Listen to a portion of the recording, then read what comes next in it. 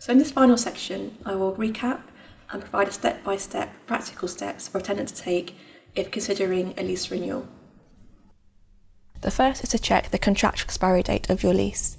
As I mentioned earlier, this triggers the deadlines and the time periods within which either party can serve a notice on the other.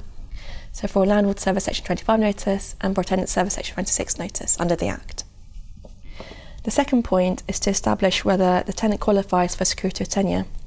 If it doesn't, then the tenant has no statutory right to renew under the Act, and it should try to conclude a lease renewal with its landlord outside of the Act by negotiation.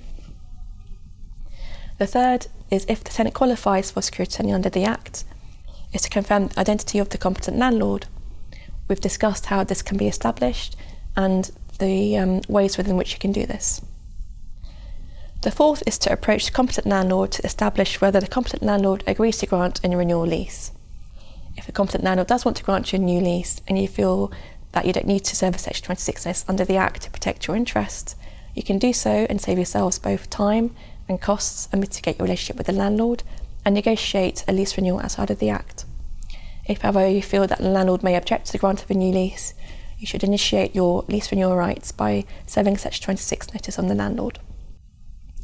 The fifth point is to check whether any notices have been served by the landlord on the tenant. You should check with your colleagues, see if a notice has been received. You should also consider whether you can serve a Section 26 notice on the landlord if a notice has already been served on you.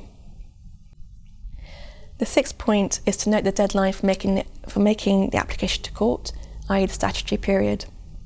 As mentioned earlier, if either party misses this deadline and fails to make an application to court for the court to determine the grant of a new lease and determine the terms, then the tenant has no right to remain in occupation at the end of the contractual term, and the landlord may take steps to regain possession.